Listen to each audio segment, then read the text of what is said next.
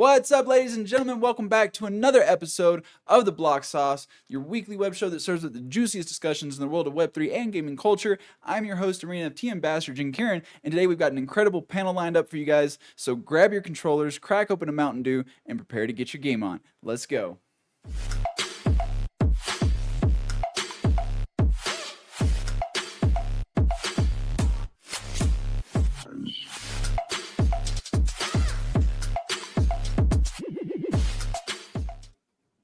Hey there, sauce enthusiasts. It's time to bring the heat with another electrifying episode of The Block Sauce. Today, I'm thrilled to introduce to you guys, you should already know Grazzle and Connor if you're making sure to tune in every week, Thursdays at 2 p.m. Eastern for this show. But you may not recognize our final panelist. We have Atif, who is working with Real Third Web, or Third Web. I confused the two, I'm sorry. It's just Third Web. Yeah. Yes. Yeah. So go ahead and tell us a bit about yourself. Yeah, Jonah's my boy, but I'm not working with Jonah. I run the business team at, yeah, exactly. I run the business team here at Third Web. Third Web's an infrastructure tool that provides developers all of what they need, front end, back end, on chain, and then been in the space for like 2.5 years. Prior to this, I was another Web3 infrastructure company called Stardust, and then spent like 8 years before that building the games business at Facebook. So I've been in games for like 11 years. So it's like I'm super excited to be here. Thank you for having me. I didn't know about the Facebook part, so that's good little tidbit of information for people watching the show. I'm just saying you need to go check out what he's building because they got experience. Connor, Grazzle, how are you guys doing today? Well, I'm doing great. Go ahead, Connor. No, I'm good, man. Yeah, great to be on here again with the lads. Excited for this one. And of course, if you guys aren't familiar with what they're doing, Connor is working with Xborg. They just announced GamerBase, so make sure you guys go check that out. Grazzlo working on Oldor, snuck a little update out recently, so you might want to go check that out and try out their game. That being said, we'll go ahead and jump into the topics for today. So first up on the list, we've got Krafton and Overdare teaming up with Circle to help with mobile Web3 onboarding. For those not familiar, Krafton is a huge Web2 publisher from Korea, and they actually published PUBG Battlegrounds. So this is pretty big news. Another big Web2 studio kind of dipping their toes into Web3. Now, some people on this panel, I was talking with them beforehand, they actually have some information I wasn't aware of. Apparently, Krafton's actually kind of been in the space a little bit before. So go ahead and tell me a bit about that, what you know. Yeah, I think they had dipped their toes in some maybe about like end of 2022. If you knew Johnny Lee, who ran games at Solana, he had spent some time there, and I know that he had chatted with those folks, and so I know that they're really leaned in. And most of the large Korean publishers are, so it's exciting to see them. Mm-hmm. If you look at like the history of mobile gaming, like mobile games came out in 2000 in Korea. It took like 8 years for it to like come to the US, but it's like always a good early indicator of what potentially could happen. So it's super interesting though for them to choose Circle. There must be like a regulatory kind of twist there, because I know, we provide wallets. There's other wallet providers. I wouldn't say that Circle's the furthest along from like an onboarding experience perspective. So interested to see how that relationship grows. Yeah, I know nothing about Circle, to be honest. This is the first time I've heard of anybody working or partnering with them in the gaming space. So I'm a little confused myself, but we're also pretty familiar that some of these deals, there's a bit of money involved. So they may have actually been sponsored, paid, funded, whatever, to use their system. We don't know. I'm speculating here. I'm just saying, but it wouldn't surprise me if that were the case, to be honest. Yeah, Circle's been around a while, but they haven't been out there innovating. They're not like on the cutting edge or anything like that, like a lot of these, like Third Web and others. So it is interesting that's the choice. So definitely want to learn more about that. But I'm always skeptical. Like I read the tweet thread about this, and they were building a Roblox style metaverse, and I don't know, that just always throws up kind of red flags to me. Just it's going to be so difficult to solve that network effect problem that you run into when you try to build any kind of metaverse or any kind of multiplayer experience. And I wish them all the luck. And if they have the right tools and the right people, and they have perfect execution, they can do it. But we'll have to wait and see. Why build a game when you can let the users build it for you? Oh, I'm gonna get canceled. Oh no, I lost my camera. There we go. Okay, we're back. Apparently, that's the new BAYC model, though, right? You said it, not me, but I was thinking it. So Did you see the clip from today or yesterday of the other side? I saw What that. do you think? What do you think? I'll let them go first. To me, like a lot of these videos, like you really need to play it. Like, what is the game loop? Like, what is there a game loop? Is this just, a metaverse where you can build in? You've seen and you can do a lot of crazy stuff in some of these other metaverses that are totally empty. People build experiences. If they're not replayable, if they're not fun game loops, people don't come. You see people build a lot of content. They open stores. It's really hard to solve that kind of network effect. When you log in and there's no one else around, you don't have any friends online, there's nobody to talk to or trade with, like you log out, there's nothing to do. So that's a hard problem to solve. So I did see the trailer, and I'm going to read verbatim what I said because Icy asked first impression. So this is what I said. First impressions, ? Congrats. They're slowly figuring out how to make the Web3 VR chat, but without the VR. I said it before and I'll say it again. I want them to prove me wrong, but I still don't see this gaining any traction outside of Web3. I've said it here on the show before as well. I don't see it happening outside of Web3. Yeah. I agree. I think, I think they're just like it's like a movie trailer, right? Like it looks great for the first 15 seconds, but what does it actually feel like when you get in there? And I think Graslow, you said it best. It's tough. I think it's gonna be interesting to see what happens in this bull market, right? Like you had a lot of these PFP collections that basically made a shit ton of money, and they needed to find product market fit outside of just being a PFP collection. And so the first was like, let's jump in and build a game, not understanding how hard it is to actually build a really good game. Like you look at like Supercell. Supercell was like king 15 years ago, hasn't made a good game in 10 years. Their CEO literally wrote a blog post about how like we've sucked for the last 10 years. And so, I think like it's not just something you can just like pick up and say, hey, I have this brand, I'm going to turn that brand into like players, because it just doesn't work that way, And here's the thing. I think they had a really good opportunity because they do have strong branding. I'm not going to deny that whatsoever. And they even had merch. They should have probably leaned into that direction more. And the reason I bring this up is we're seeing Pudgy Penguin do exactly that. And they've got merch in Hot Topic and Walmart and multiple stores, and they even got renewed. So they're going to be bringing more merch to these physical retailers, right? And I'm not a Pudgy Penguin holder at all. But I was walking through Hot Topic. I saw some Pudgy Penguin stuff. I was like, oh, I'm grabbing this real quick. And I've showed people on this show the other day because we were talking about it. And I just grabbed my merch real quick and was like, it works. I bought the physical merchandise, right? Imagine if Yuga was able to like sign a deal with Funko Pops and start cranking out people's PFPs as Funkos. I'm pretty sure their holders would have paid a pretty penny to get their hands on their one-of-one original Funko. I'm just saying. I think, like zooming out, I think having people with financial interest in your project, not investors, but people holding assets that they want to appreciate in value, that has positives and negatives. Like you have a built-in user base that is going to support you just about no matter what. But at the same time, you have to be really careful as to who your target audience is and how you grow. Because if you release something and those 10,000 PFP holders say, this is amazing, I love it.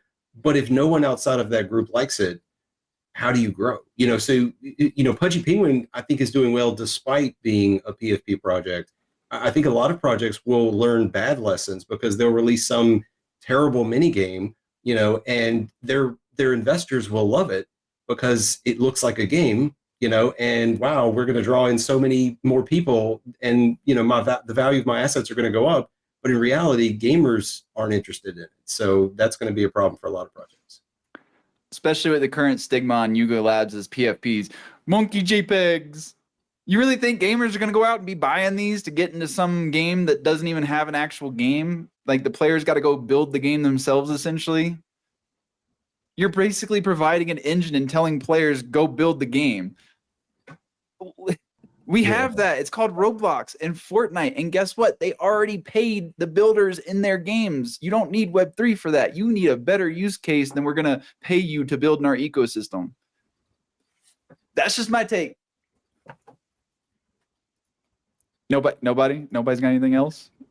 No, I mean, like, it's tough. I mean, like, it's hard to argue with that, right? Like, I don't think that, like, a lot of Web3 folks don't actually understand gamers, right? Like, gamers aren't gonna buy, like, gamers hoard shit, right? Like, Graslow, you got that Matrix poster behind you. How long you had that? You had that for a long time, right? Like, you're not gonna like sell that and trade that. You know, that's why it's funny that like these a lot of the blockchains have this thought process that secondary fees are gonna be some sort of like crazy monetization mechanism. But like, I play games. I've trade cards since I was a kid. I still have the same shit from when I was a kid. Like, I'm hoarding all of that stuff, right? I'm not trying to make profit off of that. And there's a part of my life that I want to do that, right? And I do that. But like, when it comes to games, that's not like the reason why I play games is because they're fun. They're things that I want to do. They're exactly what you said, Graslow, is like repeatable motions, right?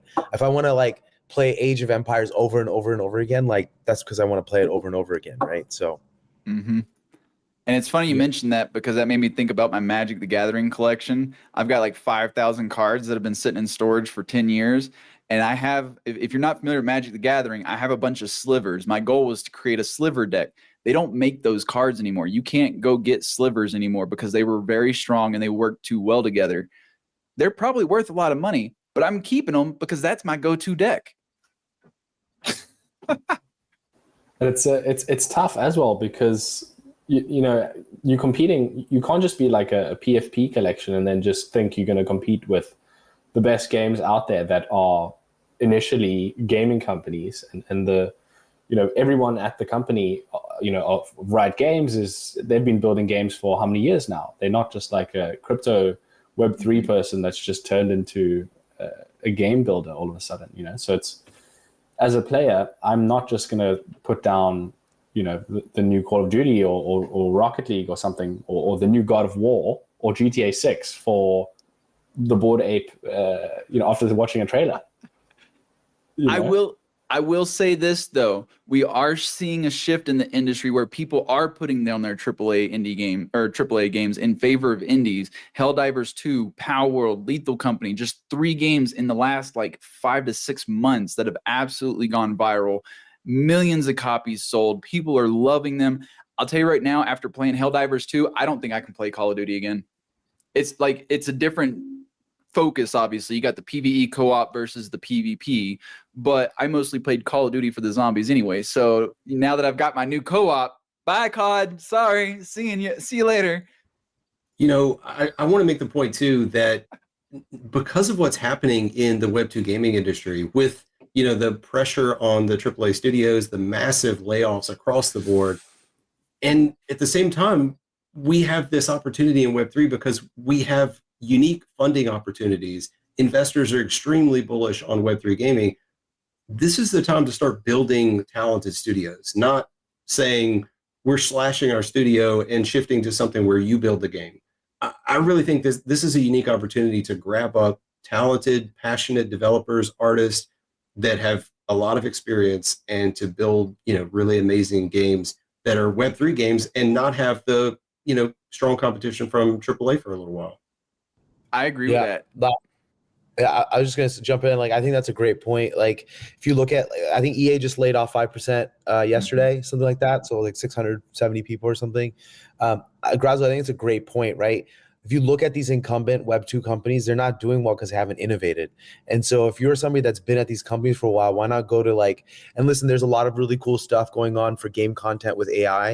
You know, there's cool companies like scenario.gg that like literally are like building content for these games repeatably. And there's obviously stuff in blockchain. Like, why not go like work in something new and innovate and then drive that like pie bigger? Because right now the pie is actually like shrinking for the first time in like a long time.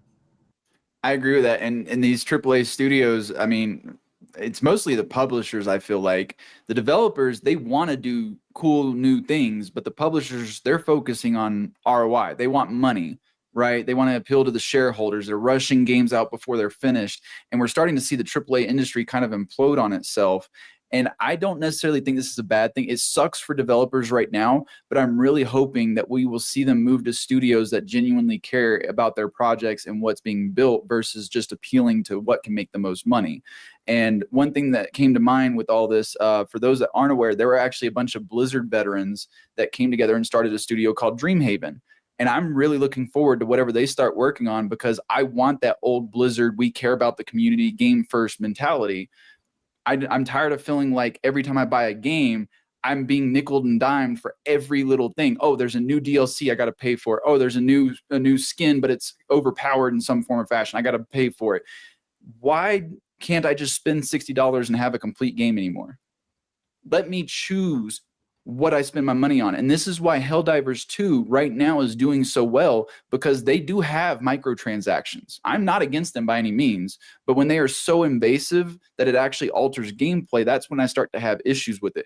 Helldivers 2, you can find the premium currency just from playing the game. So technically my $60, I get access to everything available, even the microtransactions, if I play enough. That's what we should see more of, in my opinion. We need unlockables. Give me a reason to keep playing your game versus just spending money to show off something I spent money on. Give me something that I can show off I spent time farming for, like we used to back in the good old days. I don't know if you guys remember Halo, but there were certain armors, like you had to play on the hardest difficulty, or you had to unlock a certain skull. Like there were people that would spend weeks, if not months, trying to unlock one specific cosmetic. We don't have that anymore because you can just throw $20 at it and get it. There's no sense of accomplishment. But that's just my opinion. If you guys got anything else to add, no. They also make I was just thinking now, they make the coolest items purchasable. It's not even the most grindy items, for the top tier players that is the coolest anymore. That's annoying. You are right. Those were the best times as well. Like you finished the game, now you have to, if you really want this special kind of item, you have to go the extra mile, play it again on the hardest difficulty, or do something crazy to get it. And those were the best kind of like grinds, because you had such an awesome thing in mind. And now it's like, well, you can get it on the store, and we don't reward you for grinding or anything. Who remembers the Dead Space 3 foam finger? Nobody? So to get it, you had to beat the game on the absolute hardest difficulty, but there was a restriction in place with the hardest difficulty. You can't save the game more than 3 times through your playthrough. That's crazy. What game? Dead Space 3. Okay. And the foam finger was the most overpowered weapon in the entire game. And it was funny because they even added like little sound effects, and you go pew pew pew pew, and it would just destroy everything on the screen. It was great, but you had to really try to get that. And there were people, to bypass the 3 saves, they would just pause the game. But you know what happens when you die? You go back to your last save. So if you don't save for 6 hours and you die, yeah. So I would love to see more of that in Web3. I hate that I have to just buy the coolest skin. I did the same thing with EV. I've got 2 copies of like the rarest skin in the game or whatever, but I bought it. Give me a reason to play. And it's like I was telling Graslow yesterday in his space. For those that aren't aware, Graslow has a space every Wednesday. So we are not reinventing gaming. We are bringing new technology into gaming. So the existing Web 2 systems, we can still leverage those. Not every single asset, every single skin, every single item has to be on chain. You can still reward players for playing your game by giving them an in-game only skin. They can't trade it, sell it, flip it, whatever, but they can still use it and earn it. And that gives them a sense of accomplishment without having to throw $100 at an NFT or $50 at a token or something like that. Give us reasons to play your game. So that being said, next up on the list, we have Arbitrum Arcade Web3 gaming event in March. This, I love seeing stuff like this. I got a feeling we're probably going to see this from a few other organizations or chains, whatever you want to call them. I think that's usually what March Mint Madness or something like that. We see a lot of mints and stuff happen around there. But it looks like they're going to be promoting a lot of games, over $200,000 in USD prizes. I guess they're giving away some gaming PCs as well, 3 custom gaming PCs So I don't know exactly. Oh, there is a lineup. So I see. I don't really recognize a lot of these games. I'm going to be completely honest with you guys. It looks like AI Arena might be on there. I Yeah, think they got. I mean, Pirate they've really Nation. done a great job. They got like proof of play. They got Pirate Nations on there. Mhm. They got all of Treasure's games on there. They got X Populous. I think they have ZTX. They have quite a few games, like, and I think like at Ethereum Denver, they set up like an old school arcade where you could like actually play the games like in the arcade style. So it's actually pretty cool. That is kind of dope. Yeah, unfortunately I've only played, I want to say probably 2 games on Arbitrum so far. I will say it was difficult onboarding process for me because again, if I remember correctly, it's an L2. I'm like not super savvy with Arbitrum, so I could be very wrong here, but I believe it was an L2. I had to do a bunch of bridging to even get over there. And then like the ETH on their chain is different, and I had to like convert it to a different type of ETH to even buy stuff. It was really weird. I didn't like the onboarding, but the games that I played weren't really outstanding either. But again, I'm looking at this list that I don't have like the actual names to go with it. It's a bunch of icons, but they have a lot of games that they apparently partnered with for this. Army of Tactics is on here too, it looks like. So I don't know if you guys are familiar with those. I'm not following. So, I mean, of course I'm developing. So I spend most of my time building, and I kind of watch through, content creators like yourself, Jake Aaron, to see what's fun and what I want to play. But I'll say like this has been one of the struggles of Web3 games is there are no publishers in Web3, and Web2 publishers don't really want to take Web3 games on. It's really complicated when you're talking about how do they get their revenue, and they don't have the expertise of reaching the Web3 market. So we had this discussion like last year, and a lot of like L2s and ecosystems seem to be kind of standoffish, and they're like, we don't want to be publishers. We don't want that responsibility, and we don't, we're not marketing experts or whatever. But I think that it's kind of evolving that way. I do think that these L2s and ecosystems are learning that they really have to lean into promoting the games on their ecosystem and learning how to, help them help each other, have these big community events. I think that that's a great thing for the space. It's a great thing for their ecosystems.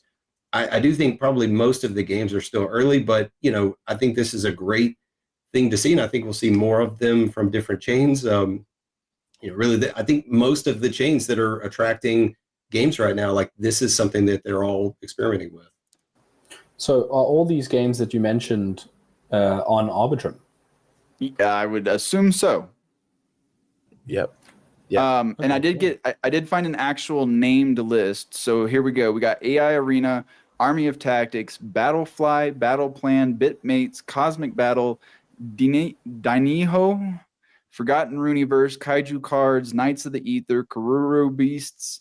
I'm gonna slaughter some of these names. My bad, guys. Lost Donkeys, Mighty Action Heroes, Mentor World, Monkey Empire, Pirate Nation, Realm, Senko Game Corp, Tales of Illyria, The Beacon, Treasure, Zai, Zverse, and ZTX. So yeah, there's some names on there. Yeah, there's a few names I recognize. Just not their icons. Yeah.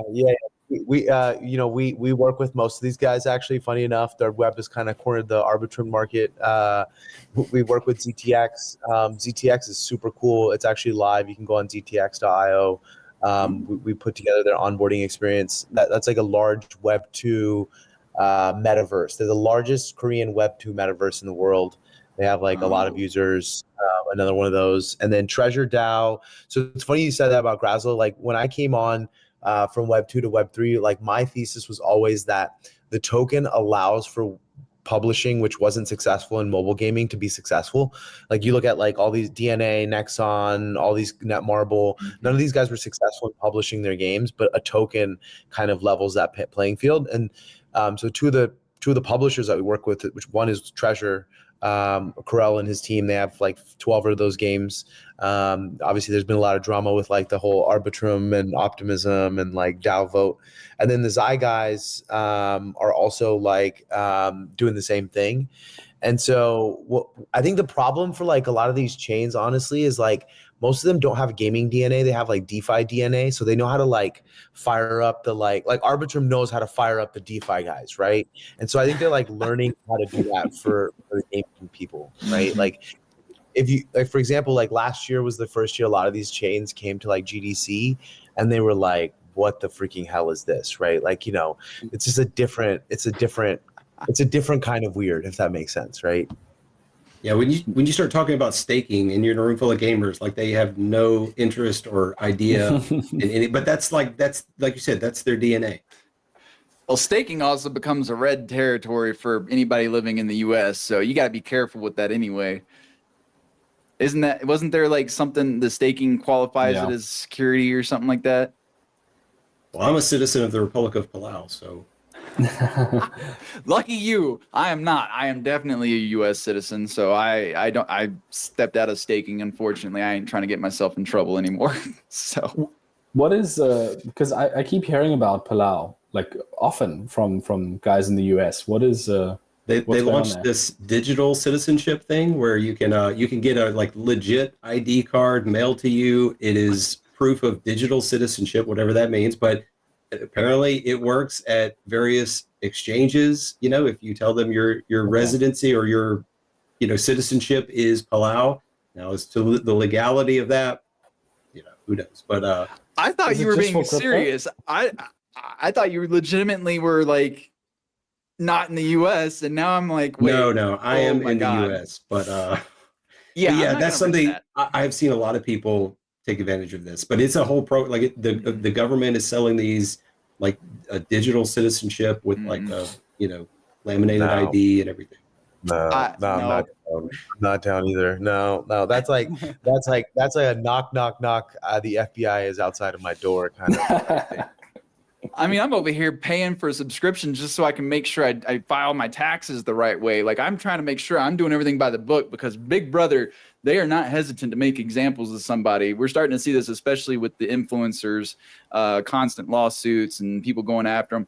I ain't trying to be that way. I'm going to play by the rules. I don't like the rules, but I will play by them for now. And until I can get out of this country, and then maybe the rules get to change. But I'm not going to try any crazy, shady stuff like some digital citizenship. I'm sorry. I love you, Graslow, but that's something that I'm like not 10-foot pole, not even going to touch. No. So that's not financial advice here, guys. We're not telling you to go get your digital citizenship. We're not telling you to test the waters. We don't do financial advice here. Seek legal counsel, somebody that actually passed the bar exam. I'm taking some phrases from Jonah here. But if you do apply, then use my code Connor20 at checkout for a discount. Oh, man. I wonder, what if you did have a legit dual citizenship, though? How would that work? Yeah, I mean, I think a lot of people have it. Like, I have like family that has dual citizenships.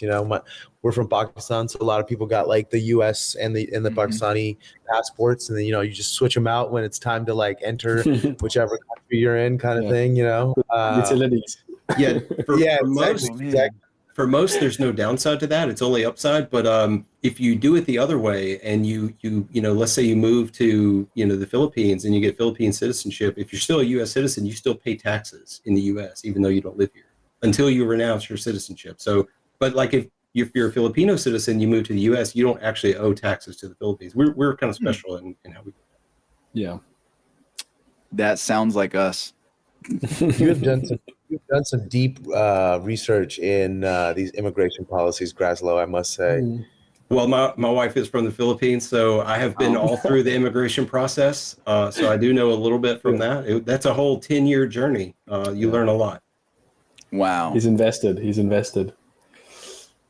So yeah, I don't know. I'm back to the actual topic. I'm glad to see chains kind of promoting games within their ecosystem. The only other one I really see pushing their games tends to be Avalanche. Yeah, like big time. I've actually got involved with Avalanche because of Pulsar, and I've loved their ecosystem so far. It's been pretty easy to use. Onboarding still not perfect, but definitely better than many. So I want to see more of that. But when you think about it, Ethereum is so large and there's so many people building on it. How would they even go about promoting it? It feels like you're going to rely on those more dedicated, like gaming focused chains to get that type of promotion. Yeah, and like I think you know, I'm really close with the Avalanche team. Like Ed, who runs gaming there, is awesome. You know, came from EA, been in games for a long time, and then Coop on the marketing side. You know, Coop's Coop. trolling everybody on Twitter all the time. You know, I think what's interesting about Avalanche is that basically they, for the last 2.5 years, have said that blockchains in their current capacity just will not be able to scale for the throughput and transactions that gamers need, and that they're building what they call subnets, which is like app chains. And so now, like over the last 6 months, basically all the chains are admitting that their main chain will not be able to do that. And you need, so Arbitrum has Orbit chains. I think most of those chains, those games you listed are on Orbit chains. You know, you have Polygon CDK. You know, ZK has super chains, I think, hyper chains. I don't even know. They have like some random adjective that you can put in front of that chain name. And so what's interesting about Avalanche is that like they essentially have played the ecosystem drastically different than all the other chains. Like they never really gave grants. They like really focused on building a community that was like led by a lot of influencers. If you're in that, like the secret Telegram, like they got a lot going on in there. And then you know, they've really focused on like a few good games. Like they went like deep with Shrapnel and stuff. And so like I think that like they have a really good opportunity to do some cool stuff. I agree, but the fact you just mentioned Avalanche has a secret Telegram, that tells me that they are they're part of the cabal, guys. They're part of the cabal. I'll add you to it. I know Razzle's in there too, actually, so that's how I know he knows about it. But no, it's really just around. It's for all of their gaming like ecosystem, basically. Like they got all their games in there, and it's like pretty cool. Oh, like, we lost Connor. Oh, there's only 3 of us again. Connor, where'd you go? I don't know what happened. He was here. Maybe he lost internet. We'll give him a minute. But yeah, I really like what they're building over there. Like I said, I got pulled in because Pulsar, I was a huge StarCraft fan back in the day. I used to build my own maps and modes. Pulsar came out and they were like, hey, like we're kind of making StarCraft, but more MMO, and they're going to be having a map editor in UGC, and they're going to be like rewarding people who build for the game. And I was like, sold. What chain are you guys on? Avalanche. I'm like, what the hell's an avalanche? So I ended up getting pulled in, and I learned a bit about that. And then you mentioned Shrapnel, dude. I got to jump in Shrapnel finally. Their first STX1, absolutely loved it. Played in the last XTX. I've got all my missions complete so far. I told them my main goal moving forward is to make sure I'm here for every playtest to earn every reward, because I want all that bling going in when launch happens. I want to have all the skins and all the assets. Do you think Shrapnel's the one that wins that first person shooter kind of battle? Because there's like 5 or 6 of them. I mean, everybody seems pretty hyped about it. Okay, so I'm going to try to be really unbiased here. I'm going to try. I've played pretty much every FPS in this space. The one that ended up pulling me back the most, hands down, has been Shrapnel. They have their own flaws. I'm not going to pretend they're perfect. Anti-cheat has definitely been a complaint between the last few play tests. Obviously, they're still working on the map, so there's a lot of missing textures and stuff. That's what happens in a pre-alpha. They got room to grow. They got room to build. But as far as the actual retention aspect, they are the FPS that I have come back to. Now, I haven't got to play Off the Grid yet, but I have played Dead Drop. I have played Metalcore. I've played Meta Ops, like all the different FPSs, and Shrapnel is the one that really has my attention right now. However, I will say there's room for all of them to coexist because they are all focusing on different formats. Metalcore is going more the planet side 2, persistent open world battles with PvE and mission objectives and stuff like that. You got Dead Drop, which is a lot more vertical, so there's a lot more looking up and down. And then, of course, like you got your arena FPS, Meta Ops, that they're doing something. I don't know what, because that project's kind of been a bit of an up and down battle. EV is great because of accessibility. They're built in the browser. Anybody can play it without having a super beefy computer. I think that if they can all capture the right audience, it's going to go great. But in terms of lobbies and actually finding players and seeing people genuinely interested in the game, Shrapnel has won this battle already, hands down. Very first play test, over 20,000 players. We'll get to Metalcore in a minute, so I'm not going to touch on them right now. And then Dead Drop, usually after like one day, their lobbies are tapered out. Like they have a huge retention problem, even with their new UGC modes that everybody's still building. Just because they are so early, it's still fairly basic. The gunplay feels great, but the rest is just not there yet. So can they coexist? Yes. As far as who's going to take the cake first, I'm willing to put my money on Shrapnel. But again, Off the Grid has not been publicly playable yet, and they were the first to list on the Xbox store. So Off the Grid has already tapped into a market these other games haven't. Whether or not that's going to work out well for them is yet to be determined, in my opinion. That makes sense. I mean, I asked the right person that question, I guess, right? I'm big on FPS and MMOs, so I try to be as unbiased as I can. I hold Dead Drop assets, I hold Shrapnel assets, I hold Metalcore assets, Meta Ops, EV.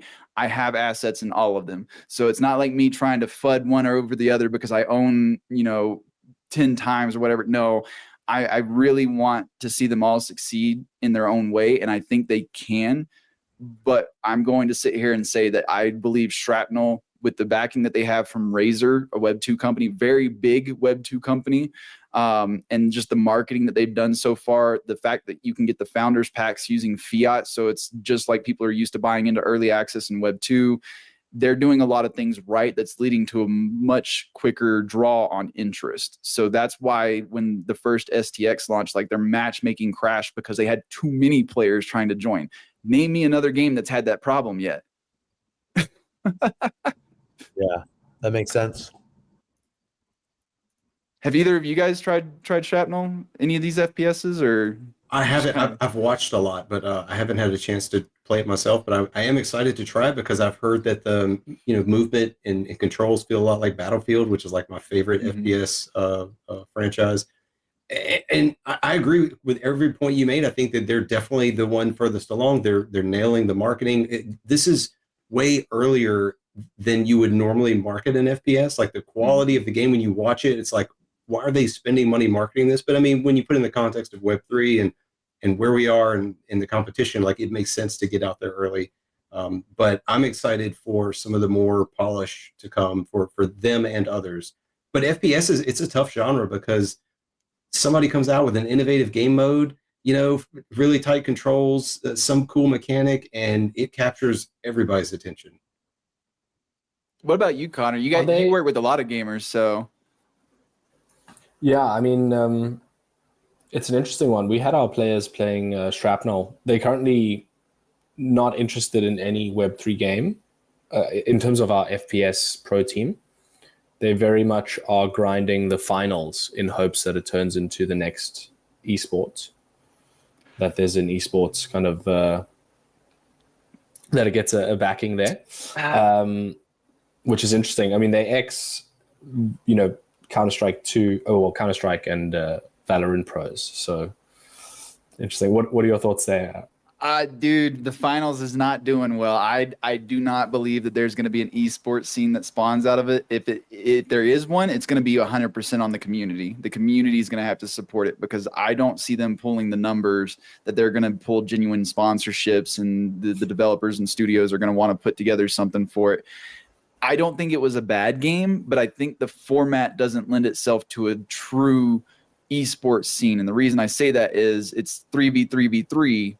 So what ends up happening? You got one team waiting till the other two engage. They just third party and take the objective. Yeah. And it's like, there's a reason most of the esports are one team versus one team, because it prevents that from happening and it feels a lot more balanced and equal. So I tried the finals. I did not like it. I liked the gunplay and I liked the objective, but from a competitive standpoint, I could not stand it because I got so sick of being third party because there's always that one team that's just like, hang on guys, wait, like let them engage. We'll go clean up once everybody's hurt. That's the worst. It is the worst. That's the worst. But you can't avoid it with that setup. Yeah. And you have to play like that. I mean, if you want to win, that's how you play. But they actually did play Shrapnel the other day for the play test the other weekend. I think it was like 3 weekends ago. And they really enjoyed it, which is tough to get out of them for sure. And we had some of them, they were saying, oh, we did pretty well on the leaderboards, all that kind of stuff. So that's really promising. And I'm glad you really enjoyed it, really back your opinion. But it's going to be tough to compete, on the actual stage. And also, Grazler, what I was thinking when you said it's interesting that they're marketing this early or spending on marketing this early. Do you think they're really spending, though? Well, I don't know how sizable it is, but they definitely are spending. I've seen a number of big streamers play it that are doing sponsored streams. Okay, in Web 2. Yes, I can confirm that. Okay. I was in their Discord during the play tests, and they did mention paid creators. So I do know that they are paying people to play the game, and I'm not against that. I if people enjoy it and they're paying people who enjoy it, cool. But if you're just paying people who only come over for the money and then run afterwards, you're kind of wasting your budget. But this could be a small portion of marketing. This could just be a very small initiative, because I haven't seen larger marketing efforts. I haven't seen any like banners, video rolls, anything like that. I'm seeing tons of those, for Web 2 games. I haven't seen anything for Shrapnel yet. Well, they do show up to in-person events. So if I remember correctly, I think they made a showing. I think it was at PAX. I think they're going to be at GDC. So they're definitely marketing with the in-person events. But when it comes to what you're talking about, like the online stuff, I haven't seen a whole lot behind besides like paying the creators during these play tests. Plus, you had that leaderboard reward, which obviously brought in a lot of players who wanted to earn. So they started grinding the leaderboard. And I called it incentivized play testing because it's hard to really have a leaderboard at this point that's genuine because of the anti-cheat situation and people sharing accounts, which they're trying to crack down on all this. They do have the data and they are banning people. Thank you, Shrapnel team, for taking that action. But it feels like it's definitely like, hey, come in and break things, give us data, and we're going to reward the people who put in the most time to give us that data. But I don't think that's a bad thing either. I incentivized playtesting is something I think more people should leverage. I'll tell you right now, I do playtesting for EA, Ubisoft, those companies. I got NDAs signed. I don't get paid a dime. They want me to come break their game and tell them what's wrong with it for free. So if you tell me I can make some money doing that, I'm going to prefer yours over these big studios. I'm just saying. But we can actually...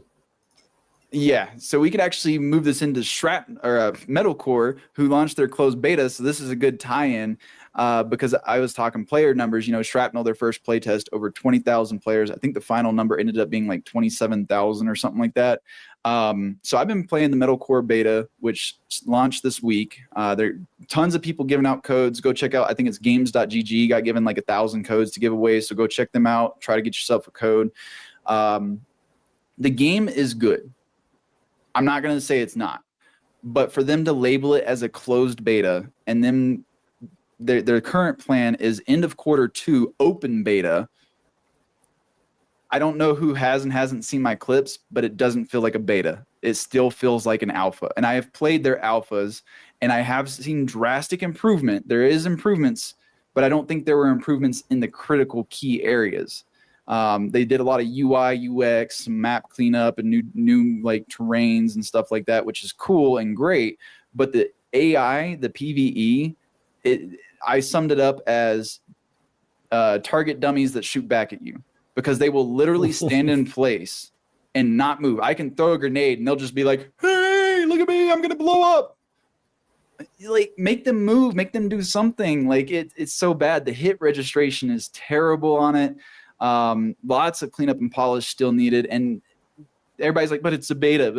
Look, guys, I do QA in Web 2. I do a lot of closed testing.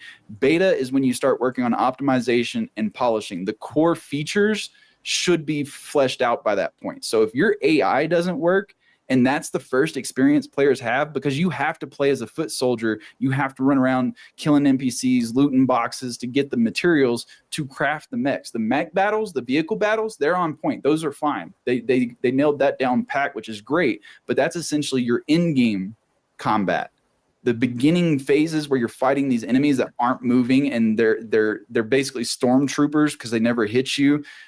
It doesn't make it fun. It feels really grindy, very boring. I actually didn't even make it to crafting my first mech in this test, which is sad to say because I really love the game and I see the potential here. But I already quit playing the closed beta just because the intro is still boring as all heck.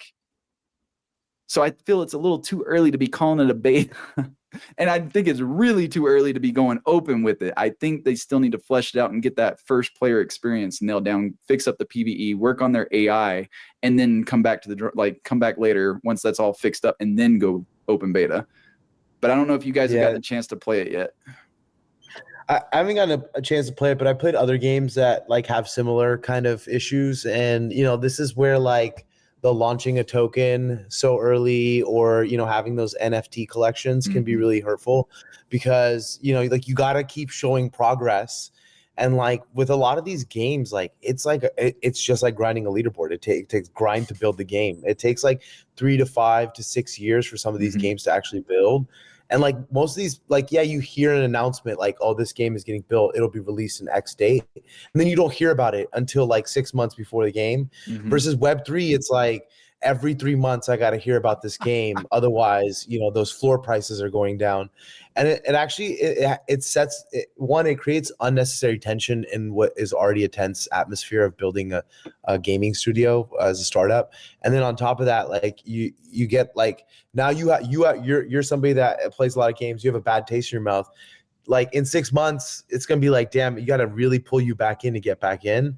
And you lose that momentum from like a eyeball perspective. And so this is where, I think like, hopefully in this bear market, more teams have stayed quiet, like focused on building. Like Shrapnel's actually done a pretty good job, I think, of that. And so it's like keeping hype, but not like over indexing on the, like, I got to show you the game over and over again. And so I think like that's going to be a big lesson for people. The other thing is like, man, these games are going to take a while. Like this is not, we're like 2.5 years into the funding cycle. Like there's probably still a little bit longer before these games are actually going to be good, Well, going back to the metrics a little bit, like I said, Shrapnel's very first playtest, over 27,000 players, 20,000 at least confirmed. I might be wrong on the 27,000, but at least 20,000 players confirmed. The last time I checked Metalcore servers, assuming their in-game player count is remotely accurate, it showed 400. And the thing is, even with 400 players, every lobby that I've jumped into, I haven't seen more than like 6 to 8 other players. And this is a huge map that's supposed to have constant ongoing battles, big vehicular battles and stuff like that. But I'm only seeing like 6 to 10 players in the lobby total. It's falling apart, it feels like. Like I want them to succeed. Like I said, the gameplay, once you get vehicles and you're fighting other vehicles, it is fantastic. Like playing against other people, 2 mechs going at it. I don't know if you guys ever played Mech Warrior, but I played in the Mech Warrior Online World Championships back in 2016. I'm a big mech type of guy. Really looking forward to Helldivers 2 because they're adding mechs. But the foot combat, the initial player experience is foot combat. You don't even get a vehicle in the tutorial. Like, I don't know. I feel like people are going to jump into this. They're going to be like, this is some janky ass AI. This is all I'm doing is running around, killing people standing there. I'm looting boxes. I'm not really having fun. They're going to quit and probably never come back. That is my concern if they go open with the current state. Yeah. Why do you think they're going open so early? What do you think their like funding is looking like? I honestly have no idea. From my understanding, apparently they've jumped chains multiple times. If I had to guess, I think there's probably pressure from investors to do something to generate hype and money. But I don't know. I'm not feeling it yet. My best guess is people just want to see action on it because it's been in closed alpha for so long. It's been very limited on who can and can't play. Mostly been holders, but I think they gave out some codes as well throughout these past play tests. But the last tournament that I played in, I like I played the first day and then I bailed out because the game was imbalanced. There were people teaming up and camping objectives, so players couldn't even farm the leaderboards like they were supposed to be able to. And I think it needs more time in the oven. There is a good game here. Like, I'm not trying to say that the game is bad. Yeah. It's just really imbalanced, and the initial experience is very dull. Maybe the crypto side of it is like putting pressure on them, to kind of get an open beta out extremely quickly so that they can, list on exchanges or something. Those early VCs are saying it's, Bitcoin is going to be at its all-time high and you don't have a coin out yet. Like, why aren't we launching now? You need to put the game out and we need to get this going. I mean, we've ourselves, we haven't launched our token yet, and it's a process, like we're in the process, but people are like, what Win token, Bitcoin's, it's like you needed to launch already, like your competitors are catching up to you. Like, relax. So it could be that side of things. That's exactly what I'm talking about, right? Like, that's so much pressure, and like you should be focused on the game. Like, who gives a shit about the token? Like, yeah, if you build a great game, like your token will do well anyways, right? Mm-hmm. Yeah, I would like to agree. The last mech game I played was Mech Warrior 2, which I was a huge Mech Warrior. Like, I love the franchise. And I played Metalcore at NFT NYC, which was a year ago. And the beginning of the game was that like whole tutorial run, or you kind of go through the station or whatever and come out, and it's all on foot. And yeah, I hate tutorials. Like, I'm constantly trying to skip. I'm like, just put me in the action. I'll figure it out. And so yeah, I wish that would have been the focus, and that would have been like the first experience for players. Stick them in a lobby with some good AI. But hearing you talk about the bad AI and just that whole experience, it seems like they're still struggling with that, and that's kind of fundamental to making a good game and getting players to come back. And that's what I said in my little tweet, my essentially a review of the current status was, you can't spell fundamental without fun. Like, it's cool that they have the big baddie, like, boss battles essentially with the mechs and all this stuff, but when your fundamentals are all screwed up, it's going to detract from the fun. Like, you're not going to have a great experience. And that's where I really feel they're missing the mark, is those fundamental areas, especially when that's what the introduction is for players. But like I said, if players can stick it out, they can grind through it, start getting the vehicles, then the experience shifts and it starts to become more enjoyable. But how, like, Starfield's a good example. I shouldn't have to play 20 hours for the game to start feeling fun. I should have fun from the get-go, whether it be through the story, the lore, the introduction, even the tutorials should be fun. Like, instead of placing me on this little, like, I got to run around and grab stuff and craft my first vehicle, and it's not even a mech, it's just a traversal vehicle, put me into like some simulated AI battle where you got multiple big mechs storming the front and you got to run through and like jump into a mech and start blowing people up, and then you got to assault the base. Like, give me a fun tutorial. I can tolerate a tutorial. I'm like you, Graslow, where I just want to skip the boring stuff and jump into the action. But if they do it right, tutorials actually can be really cool. You guys are the guys that the house is on fire. You're just jumping in, like, you don't even want to wait for the firefighters, basically, Exactly. Don't tell me how to put out the fire. Let me grab the hose and just YOLO. Yeah. Oh, man. But speaking of tokens, that is a good segue into our final topic, which is multi-token economies versus multi-purpose token economies. And there's nothing that really spawned this. There was a comment recently that I came across that was kind of like, why have a multi-token economy? Why make it so convoluted? And I started thinking about it, and I was like, there's kind of a point here. Because if every token that you put into a game has a fiat value, like I can extract it, it's just convoluted for no reason. Now, if some of them are strictly only for in-game use, and then you have one token that's on-chain, okay, I can kind of get used to that. It's kind of like the free versus premium currencies, right? We're used to that in Web 2. But I honestly think more ecosystems need to lean into the multi-purpose token, where you have one token that can be used across multiple games, or one token that can be used across multiple systems within a game. One that comes to mind is Big Time. They've got the Big Time token, but they've also got this premium currency you have to buy. So not only am I buying Big Time tokens for things, I'm having to buy some premium currency to coincide with it. And it's like, why? Why do I need to be spending on two different currencies for one game? Because VCs get twice the action. No, I'm just kidding. One of them's not even actually a token, if I remember correctly. It pretty much is just me buying a premium currency. So why do I have to buy a premium currency and a token? So I'm really excited about tokens in general, because I think like air farming is the first, like I'll liken air farming to offer walls in mobile, like offer wall advertising, and then like, you know, co-registration in the internet. I just aged myself, but like, you know, when I was working on the internet, like almost 20 years ago, people used to be like, hey, if you click on this, you'll get a free iPod if you fill this out. And so like air farming is like that, like evolution in Web3. What's going to be interesting with tokens is how you get developers to get users to go further down the funnel, right? Stay in the game longer, get to a level, buy a skin, buy an NFT, whatever it is, right? And so that's what I'm excited about. I don't know about this multi versus single thing. I just want to see like deeper tokenomics in terms of how you actually move users down the funnel. I think that's what's interesting about tokens.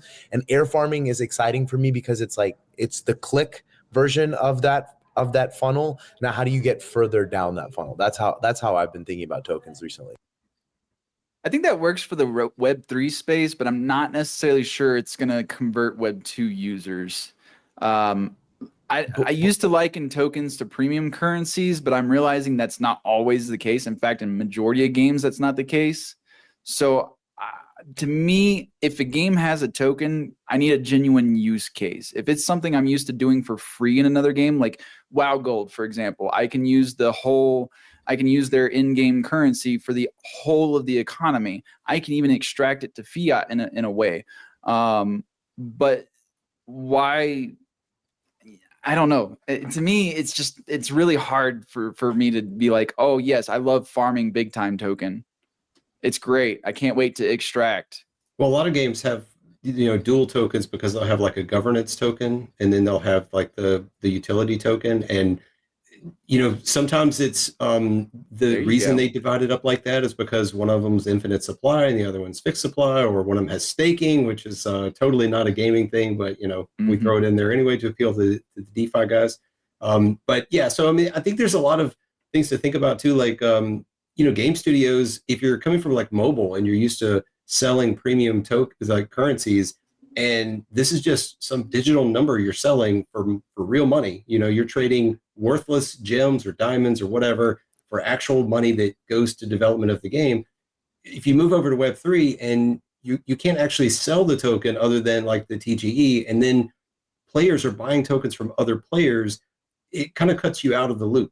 And so that's something I think a lot of games struggle with as well. You know, like how is this actually hurting us in the long run if we're not, you know, seeing a lot of transactions? So we do have a comment from Rod. Don't forget, Portal just launched today, not necessarily multi-purpose, but their angle is to become the universal token of games. I love this pipe dream. I love it. And I'm going to call it a pipe dream because Gala can't even get their ecosystem on a single coin. Like everybody's making their own coin for each individual game. So how is Portal going to do this across the whole of Web3? I can't see it happening. I love the vision. I love that they're trying to create a single currency across all of Web3 gaming, but I cannot see it happening. Like I said, it feels like a pipe dream to me, but it's one that I love. Well, didn't they launch at like a 3 billion valuation today on Binance? And I'm sure they don't even have an app or a product out yet. It's the bull market. You don't need any of that. You just launch on Binance and boom, you're a multi-billion-dollar company. Come on. We know how Binance works. It's hard to get buy-in from game studios, because I'll tell you, like if someone comes to me and says like, hey, use our token in your game, which several have done that. I'm wondering, you know, honestly, what is the upside to me and my community? Like, I'm giving you my users, telling them to buy your token. What's in it for us? And, you know, their promise is always UA, like we're going to bring you tons of users. So far, that doesn't exist. Like that's just hypothetical. So if they can nail user acquisition and they can bring you a bunch of users, it's going to be hard to turn that down. But until then, I'm just giving them something for nothing. It might be a good use case for new Web3 games that are looking to get their economy rolling without investing into making their own tokens. So there is a potential use case here, Well, but I'm still not sold on it. I'll say the reason that doesn't play out as much is because the reality of funding in Web3 today is investors want tokens. And if you give up your token from the get-go, you basically give up crypto investors. Yeah, I mean, you can still raise with token warrants and like punt that down for a bit. I've worked at 2 crypto companies that don't have tokens. I think the valuations are drastically different, and I guess the one good thing I'd say about this bull market is, or this bear market was, I think founders will realize that they don't need to raise at the highest valuation possible because you have to grow into these valuations. And so hopefully there's like a learning there. I doubt that that'll happen. I bet you like in 3 months we'll have this conversation. People be raising for like $1 billion again and stuff. But that's the thing that I think about a lot. And I'll just say the last thing on this token thing, the fact that we're debating on is it useful or not, that tells you kind of how useful it is currently. That's my thought, I don't know. I got nothing against tokens. Again, when I first joined Web3, I likened them to like V-Bucks. Like I spend money, I get a currency. Except this is a currency that if I have extra left over, I can sell it to another player or give it away or something like that. Like I have more control over my quote unquote premium currency. But there are a lot of projects that don't feel like they're leveraging it properly, and it purely is for the DeFi/investor types. And I'm a gamer. I know, Teep, this is your first time here, but I'm strictly a gamer. I'm here for the tech. I believe in the use cases that are they just haven't been leveraged properly yet. But there are some games that are doing it right. From what I was hearing regarding the Shrapnel team, their token is actually going to be used for the items that players extract with. So like if I want to drop in my next round with like an assault rifle or an SMG or whatever weapon I want, I can go to their market, use their token to buy it, and then I can drop in the next match with it. So an in-game economy built off that token, I can get behind because it's really no different than like my WoW Gold or something like that. And yes, I can buy WoW Gold. There is a price attached to that, and it does fluctuate based on supply and demand. Like I tell people, World of Warcraft is pseudo Web3, and that you just got to look at them and how they do it because they have money in that never leaves because it is Web2 still. But the fact that I can earn from it and I can go and like use my WoW Gold to cash out and go buy a skin in Overwatch or go buy the latest Call of Duty, there is a pseudo play to earn system there. So we can look at how they do it and maybe find ways to make it better, especially in an open economy, because that's what we're trying to do here is an open player-driven economy. I stress player because right now it doesn't feel player-driven. It feels more, again, degen/investor-driven. I point to the recent, World Shards Mint. For those that aren't aware, they minted at $60 for their access pass. And I was like, man, this is a reasonable mint. And of course, they instantly minted out. So I go to look on secondaries and they're already selling for $130. And I was like, well, the fact that they were minted and immediately thrown on the market tells me these aren't gamers. These aren't player-driven economies. These are the flipper economies. So I'm going to wait for that one to come down a little bit. But I would like to see more player-driven economies because that's what I thought we were trying to do here. Well, how do you then it all comes down to like the whitelist kind of distribution of that access pass. The supply would the listed NFTs after mint would be really low if you gave them to players that really cared about the game. This is why I'm a big proponent for play to mint. I love play to mint because first off, you have to actually play the game and go through multiple steps, makes it much harder to bot, and you're going to find people actually playing your game that will mint the project. The one that comes to mind that it was probably my first play to mint, Tolan Worlds. If anybody hasn't tried that yet, it's a neat little game, still pre-alpha, got a ways to go. But I played through the entire demo they had available, got to the end, and it's like, congrats, here's how you mint, right? And I was like, this is dope. Why aren't more people doing this? And it's because they want that economy. They want the transactions and the royalties and stuff like that. So of course they're not going to give up all that movement to cater strictly to the gamers, because we are Web3, and I recognize this. I understand that they can't just cater to me, the gamer. They also have to cater to the Web3 audience as well. So it's going to be a balancing act. Every project's going to have to figure out what works for them. There's no blanket solution, answer, anything like that. Like I was telling Grazlo yesterday, me, the gamer, I want you to cater to me. I want you to cater to the players, but I understand from a business perspective, that's not always going to be the most beneficial for a project. So. And where we are, like the games aren't ready for the players. The players, aren't interested in the games yet. Like I think it's a chicken and an egg thing. And right now the egg is or the chicken is the Web3, DGen users. And so like work for that and keep building your game. And maybe later this year, next year, we're going to see like really high quality games that are ready to start really onboarding real gamers. We'll see.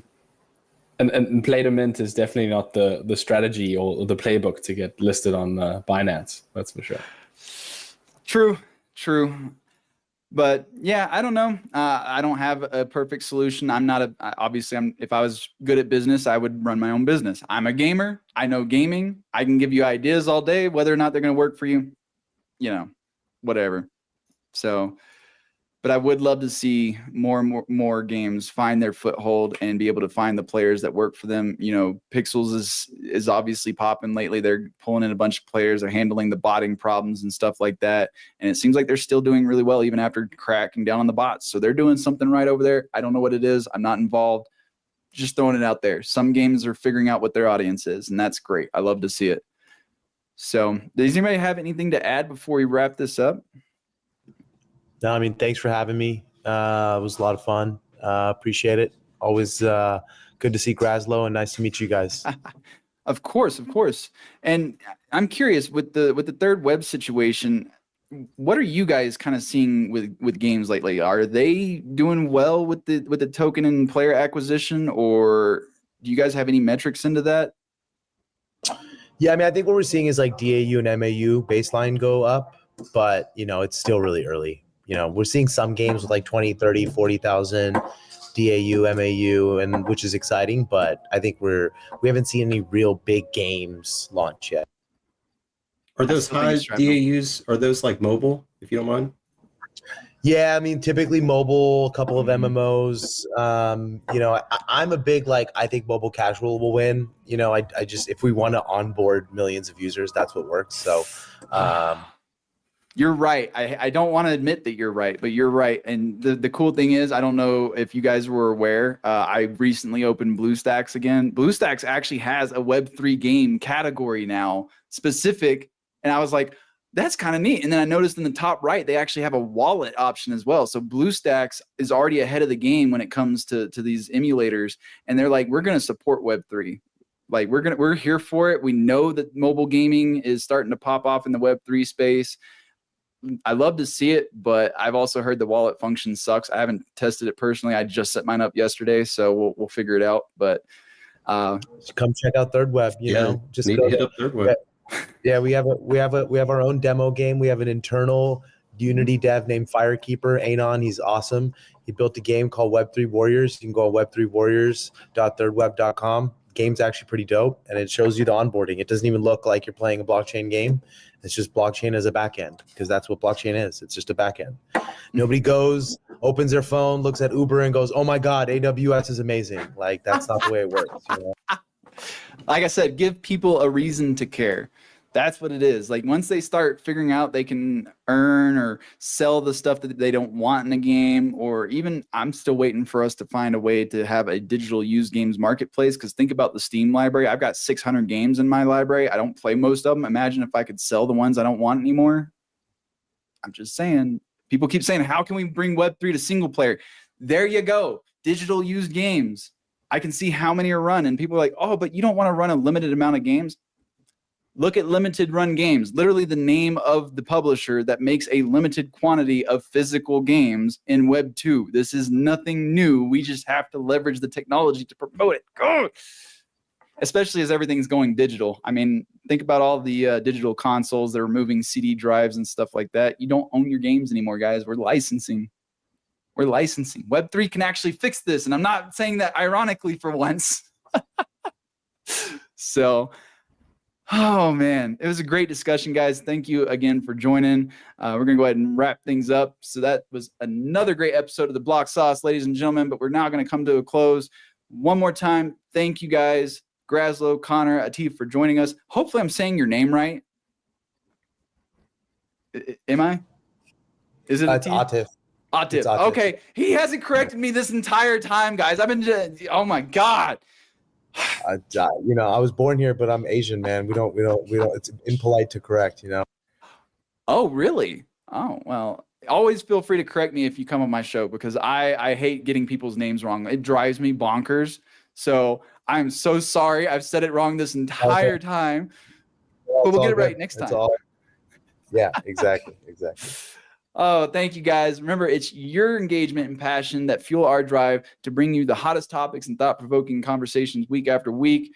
Remember, stay connected with us on social media. Follow us on Twitter at The Block Sauce, and follow this lovely panel as well. We got Graslow from Old Orc, Connor from Xbox, and Atif from Third Web. I almost said Real Third Web again. I'm sorry. It's habit. I knew them before I knew Third Web, so I'm sorry, but we got it right. So that's going to be it for us today, Sauce Enthusiasts. Join us next time for another thrilling episode of The Block Sauce, where we'll keep the gaming flame alive and the discussion sizzling. Stay saucy and keep gaming in the exciting realm of Web3. Thank you guys, and have a good one.